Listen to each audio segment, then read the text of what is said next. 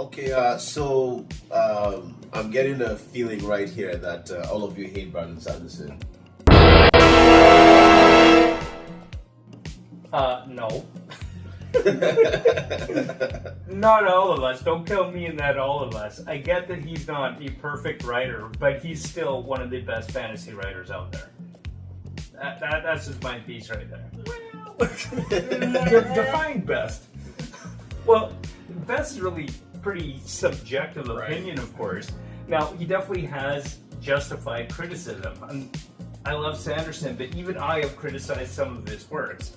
And I definitely know that Wind and Truth did not live up to expectations, including myself. Like, I didn't think it was horrible. Like, it was like, oh my god, what are you doing, Sanderson? But admittedly, I expected it to be a bit better than it was. Right. I totally get that. But in terms of best fantasy writer today, one of the best at least, he's still got fantastic world building, awesome magic systems, great characters, and all around, those are like three elements that I need in a book to make it something that I could say, I love this. Right. I don't know, really soured on the characters, because obviously in the Stormlight Archive there was a theme of mental health, and that used to be handled really well, and then it became a caricature, starting in Rhythm of War, but especially in Wind and Truth now. And I made this diatribe before, but I'm going to do it again. So, at the end of Wind and Truth, or the end of Rhythm of War, Kaladin tries to kill himself again. And Wind and Truth begins a day later. And he's just, oh, hey, I'm chipper, I'm hunky-dory. Like, bro, you just tried to kill yourself the day before. You were not fine. And that's kind of indicative of my big problem with him right now, with Sanderson right now, is that the mental health aspect has become like a caricature with the characters. So the characters no longer authentically represent struggles with mental health. They now represent a sanitized version of mental health struggles. And like suicide attempt is not something you just get over within a day. So something I find very interesting with you saying that was because, and in context of this conversation we're having, was because very early into my booktube, when I started booktube, and I met you and I asked you why you love Sanderson. I remember I had this video, I never edited it, but on that video you're talking to me about how much you appreciate Sanderson's conversation about mental health and how that helped you personally. So have you seen that decline or that change in his writing? To be honest, that was part of Wind and Truth that I didn't like, is where he took the character Kaladin with that, in that when I first met Kaladin,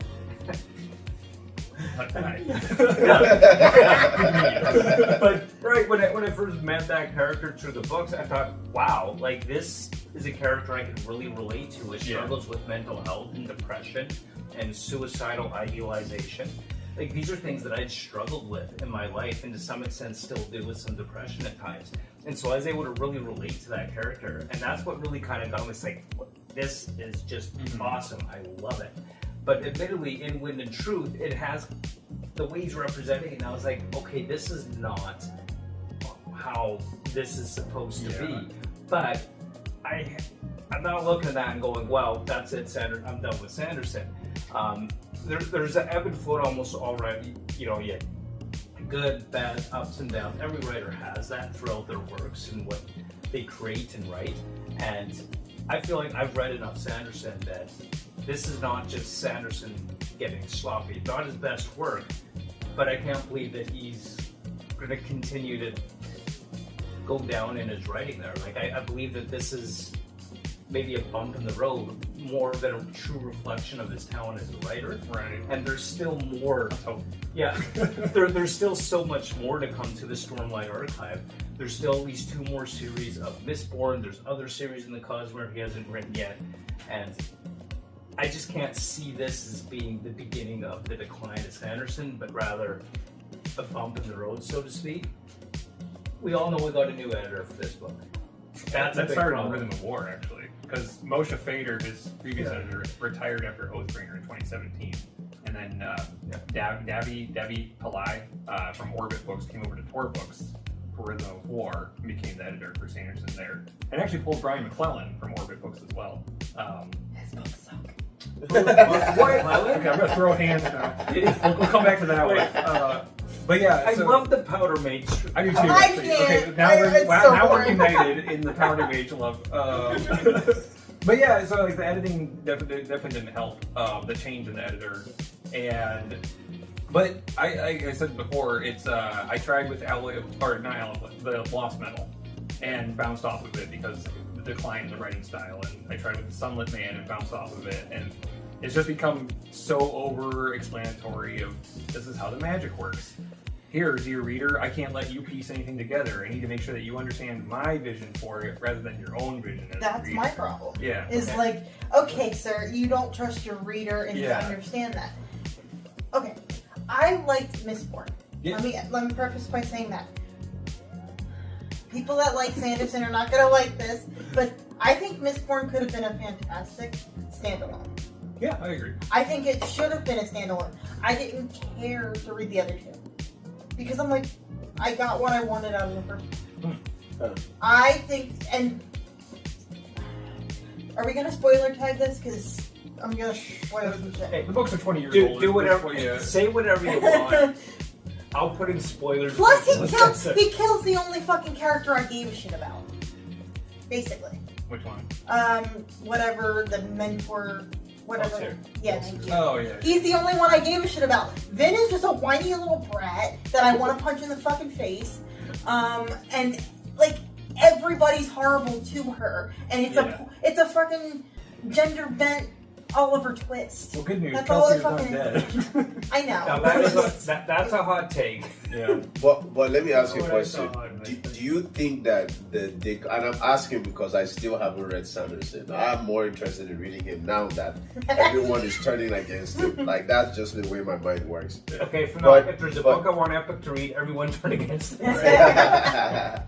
Okay, but like, do you feel like it's a situation that his decline in writing is a symptom of overstretching the story, or I'll say marginalizing the whole like Cosmere thing, where he's kind of like run out of material and he's filling it up with like exposition and explaining aspects of it that, because I know that in Mistborn, for instance, a lot of people liked the hard magic system. So has he like abstracted that thing that he knew people liked and just like overdone it in over explaining things? So is he like, diverted from what his core audience once liked about him in the first place because he's overstretching himself by creating a world that is so large? Yeah, I think so. Well, to the Marvelization point, he's in his MCU Phase 4 right now, which is not good. And it's the quantity over quality aspect. The secret novels were obviously a big part of that, and just pumping out stories to other worlds. When the Cosmere first began, and it was, you figure Mistborn, Elantris, Warbreaker, and Stormlight Archives. We had 4 different worlds to care about. I was totally fine, totally bought it. But then it became like 72 different worlds to care about, and I was like, bro, that's too many. I can't keep up on all of this. No, there aren't that many worlds. There probably are in his In his head. Yeah. Because this is what, book 5 of a 10 books. I'm sorry, they're too freaking big and I don't care. Sorry. I'm gonna be in my mid-40s by the time it freaking stops. The Stone Archive is 10. It's going to be 10 books. Yeah. 5 are out and there's There's gonna another be, 5. but he says that it's not gonna be done for another 10 years. It's probably like 20, because he's going to take 5 years, I think, real life before he gets to book 6, and then there'll probably be 2 or 3 years between each book. So I mean, That's my take. Is I don't think he's a bad author. I just think he's writing for the machine of Brandon Sanderson and not as an author, Brandon. he's become a brand. Yes. Brand. He's telling So would you say? Oh, well, No, I do agree with that. I It's a just brand got I that. love, Yeah. right? I just got that. But so you would say it's his writing has become over commercialized. Yeah. Oh. Yeah. I completely see why people recommend him as a starter because it's a perfect way to start. But I read these better. Yeah, and for the secret projects, even going into them, I did contribute to the Kickstarter. I love my premium hardcovers of them. But for the secret projects themselves, I didn't actually expect them to be as grand in scope or as big and world building as like the core Cosmere universe of Scadrial and Roshar, right? I kind of always felt that the secret projects are cool to have, they're unique, they're something that's, you know, fun to have, fun to read. They weren't as serious stories as the main epics within the Cosmere. And so I've heard some critics like, oh, like these ones just aren't as good. Well, I don't think they're ever meant to be as good, to be honest. They don't have a bad thing for an author to do, though. Yeah. If you're gonna write something, it shouldn't be meant to be not as good as your other stuff. Don't get me wrong, I'm not saying like he intended them to be bad, but in the grand scope of things, I don't think he ever intended them to be like the main works of his Cosmere universe. So there wasn't as much focus on world building and that kind of thing within those. There's still that there, the typical Sanderson world building. But I think more of it was like, here's an intro to some ideas and worlds that I've envisioned, not like a core mass. And I think that might have been part of what some people who got said, oh, these aren't nearly as good, is because they were expecting something as grand in scope as, say, like the Stormlight Archive or Mistborn series. And that's where it didn't meet people's expectations. I mean, I get their expectations because that's what he's given them to them. Well, of course, I don't fault them for thinking that, but I think maybe that was part of where people were like, oh, these aren't that great. It's like, well, I don't think you ever intend them to be as big in scope and great in that sense. They're more like fun side projects than, you know, core. That makes any sense. Have you read any Sanderson? What are your opinions here? I don't really have any opinions on Sanderson. The few stuff I've read from him, I don't really remember too well. Like, I read the obviously first... not memorable.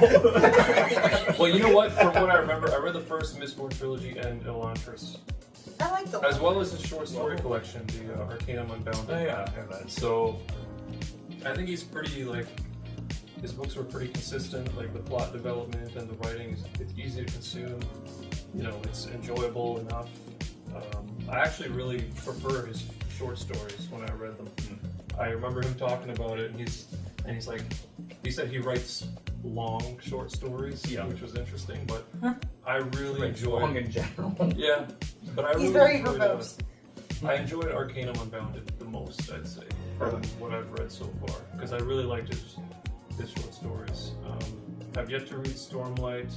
It's on my list. A lot of the standalones I have yet to read. I own a lot of them, so yeah, I can't really. When you're ready, I got my recommended Sanderson Cosmere reading order video on my channel. That's true. Yeah. All right. Yeah. I really liked Six of the Dusk from.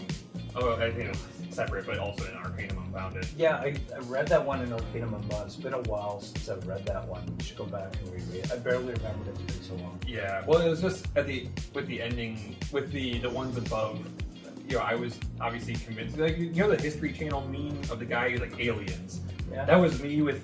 It was like Scadrians. The ones above, I swear, are Fourth Era Scadrians, and I want to know like how that happens and how the faster than light travel works. When I still had that sense of wonder and like wanting to know how things worked in the Sanderson Well, you're universe. going to have to read the next few Mistborn series.